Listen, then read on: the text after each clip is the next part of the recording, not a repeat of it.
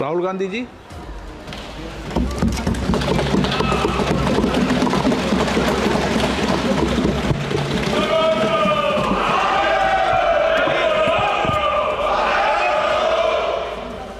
My friends are smiling, but they are also scared.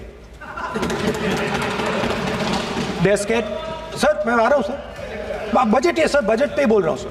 जो अभिमन्यु को चक्रव्यूह में फंसाया गया था वही हिंदुस्तान के साथ किया गया है।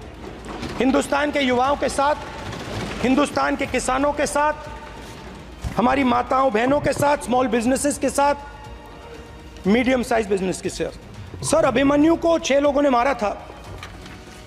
उनके नाम द्रोणाचार्य, कर्ण, कृपाचार्य, कृतवर्मा, अश्वत्थामा और शकुनी।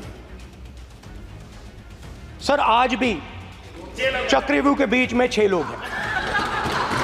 सर चक्रव्यूह के बिल्कुल सेंटर में, चक्रव्यूह में हजारों लोग होते हैं सर, मगर उसके बिल्कुल सेंटर में 6 लोग कंट्रोल करते हैं। तो जैसे उस टाइम 6 लोग कंट्रोल करते थे वैसे आज भी 6 लोग कंट्रोल कर रहे हैं चक्रव्यूह को। नरेंद्र मोदी जी, अमित शाह जी। प्लीज एक मिनट प्लीज। नहीं सर बोलने दीजिए। हाँ आप बैठिए। इस चक्रव्यूह ने क्या किया? जो हिंदुस्तान को रोजगार देते हैं, स्मॉल एंड मीडियम बिजनेसेस हैं, जो करोड़ों युवाओं को रोजगार देते थे, उन पर इस चक्रव्यूह ने आक्रमण किया। कैसे किया? नोटबंदी, जीएसटी और टैक्स टेररिज्म। आप लोग आतंकवाद की बात करते हो। पूरे देश में अगर कोई भी व्यक्ति छोटा बिजनेस चलाता है तो रात को उसको फोन कॉल आता है इनकम टैक्स डिपार्टमेंट से, जीएसटी से, और टैक्स टेररिज्म का वो शिकार बनता है। इस टैक्स टेररिज्म को रोकने के लिए बजट में आपने कुछ नहीं किया है। तो टैक्स टेररिज्म के कारण और ये जो आपकी नीतियां हैं, जो आपने कोविड के समय बड़े बिजनेसेस की मदद की और जो स्मॉल एंड मीडियम बिजनेसेस थे उनको खत्म किया, उसके कारण आज हिंदुस्तान के युवाओं को रोजगार नहीं मिल सकता है। बिल्कुल एक युवा को रोजगार नहीं मिल सकता है। अब फाइनेंस मिनिस्टर बैठी हैं। अब युवाओं के लिए आपने क्या किया? बजट में आपने इंटर्नशिप प्रोग्राम की बात करी और यह शायद एक मजाक है, क्योंकि आपने कहा कि ये इंटर्नशिप प्रोग्राम सिर्फ हिंदुस्तान की 500 सबसे बड़ी कंपनियों में होगा और 99% जो हमारे युवा हैं उनको इस इंटर्नशिप प्रोग्राम से कुछ लेना देना नहीं, कोई फायदा नहीं होने वाला है। तो आपने पहले टांग तोड़ दी और उसके ऊपर आप बैंडेड लगाने की कोशिश कर रहे हैं। मेन मुद्दा आज युवाओं का एग्जाम पेपर लीक है। जहां भी हम जाते हैं, आपने बेरोजगारी का चक्रव्यूह बना दिया इनके लिए, और जहां भी हम जाते हैं वो कहते हैं देखिए बेरोजगारी है मगर पेपर लीक भी होता है। तो आपने एक साइड पेपर लीक चक्रव्यूह, दूसरी साइड बेरोजगारी चक्रव्यूह।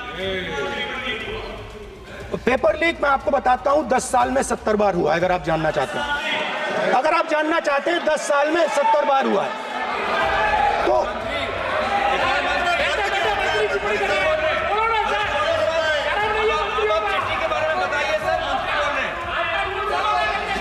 इस बजट में अग्निवीरों के पेंशन के लिए 1 रुपया नहीं है। आप अपने आप को देशभक्त कहते हो, मगर जब अग्निवीरों की मदद करने की बात आती है, जवानों को पैसा देने की बात आती है, तो बजट में आपको 1 रुपया नहीं दिखाई देता। उनकी पेंशन के लिए 1 रुपया आपने नहीं दिया। तो उनको आपने अग्निवीर के चक्रव्यूह में फंसाया।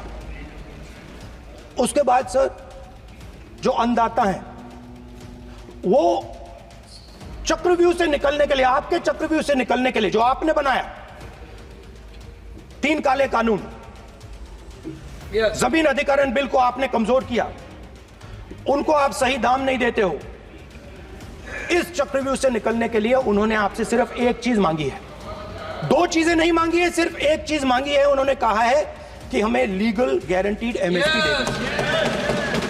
आपने उनको बॉर्डर पे बंद कर दिया, रोक दिया, आज तक रोड बंद है।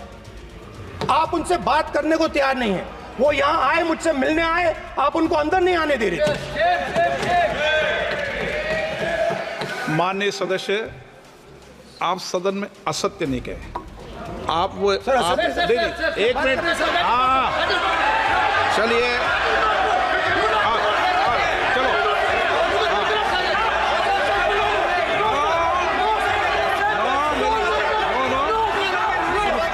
एक चीज मांग रहा है, लीगल गारंटीड एमएसपी। हमें लगता था कि ये कोई बड़ा काम नहीं है सर, ये इतना बड़ा काम नहीं है। हमें लगता था कि अगर सरकार बजट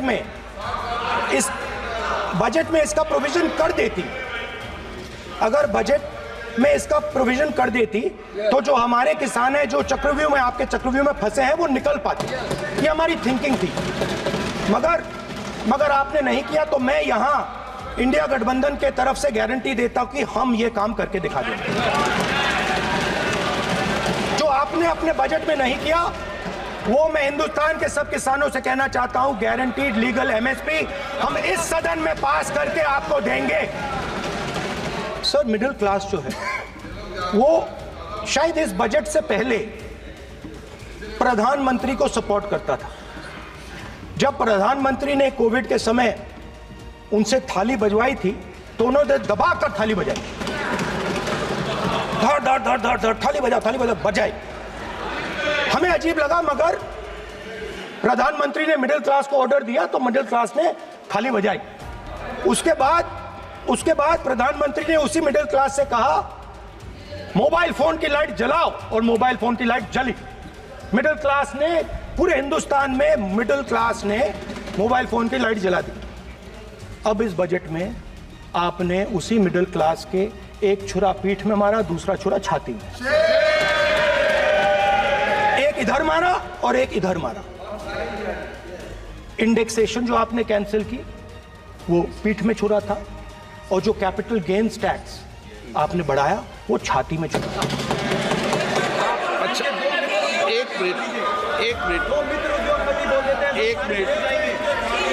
आप ज्ञान मत बांटो उनको, वो ज्ञानी है। सर A1 A2 चलेगा सर, A1 A2। मान्य, ये दो लोग हैं सर, ये हिंदुस्तान के इंफ्रास्ट्रक्चर को, बिजनेस को कंट्रोल करते हैं सर। इनके पास एयरपोर्ट है, टेलीकॉम का सिस्टम है, अब पोर्ट्स हैं, अब रेलवेज में जा रहे हैं।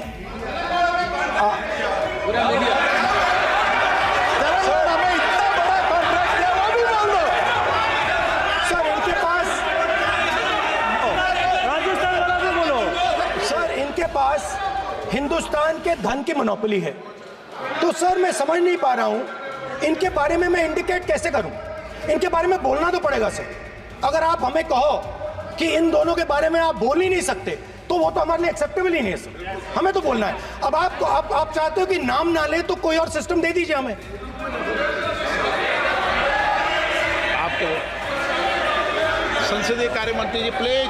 No, I'm not giving. I'm not yielding. I'm not yielding. I'm not yielding. I'm not yielding. Sit down. I'm not yielding. Sit down. I'm not yielding. I'm not yielding. I'm not yielding. I'm not yielding. Sit down. I'm not yielding. बातें करते हैं, parliament proceedings का rule नहीं मानते हैं आप, speaker को challenge करते हैं आपको नियम मालूम नहीं है।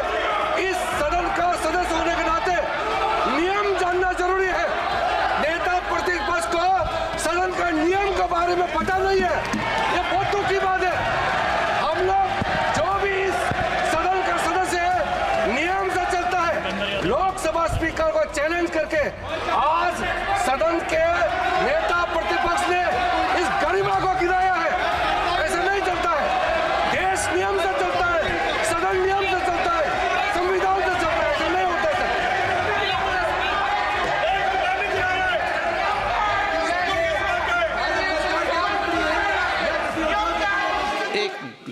स्पीकर सर, मैं समझता हूं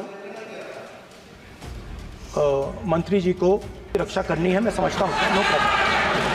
वो सर ऊपर से ऑर्डर आया है सर, ऊपर से ऑर्डर आया है सर, मैं समझता हूं, मैं इस पर कोई टिप्पणी नहीं करूंगा। बजट का जो हलवा है सर, ये बट रहा है, और इस फोटो में सर मुझे एक ओबीसी अफसर नहीं दिख रहा, एक आदिवासी अफसर नहीं दिख रहा, एक दलित अफसर नहीं दिख रहा मुझे। ये हो क्या रहा है सर? सर देश का हलवा बट रहा है सर, और इसमें 73% का एक है ही नहीं सर। ये आप लोग हलवा खा रहे हो और बाकी देश को हलवा मिल ही नहीं रहा है। ठीक है सर, 20 अफसरों ने बजट को तैयार किया, हमने पता लगाया है। 20 अफसर, शांत हो जाइए प्लीज सर। 20 अफसरों ने, उनके नाम मेरे पास है, अगर आप नाम चाहते मैं दे दूंगा। 20 अफसरों ने हिंदुस्तान का बजट तैयार किया है, मतलब हिंदुस्तान का जो हलवा है 20 लोगों ने बांटने का काम किया है। अब स्पीकर सर, उन 20 लोगों में से 90% लोगों में से 90% लोगों में से सिर्फ 2 हैं, एक माइनॉरिटी और एक ओबीसी।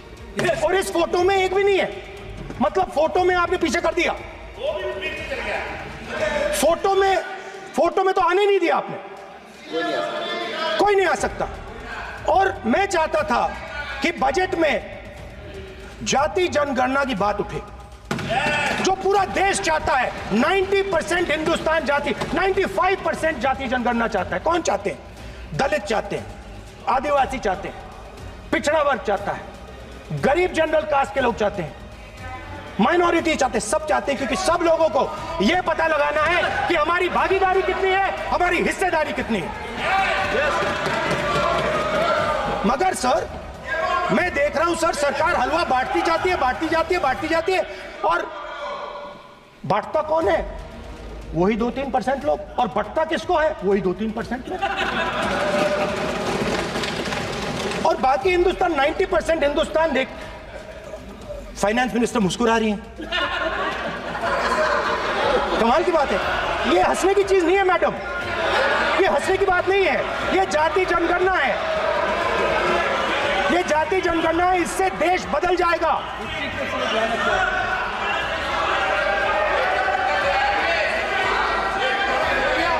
आपके प्रधानमंत्री की कॉन्फिडेंस को हमने उड़ा दिया, मतलब आपके प्रधानमंत्री भाषण में आ ही नहीं पा रहे।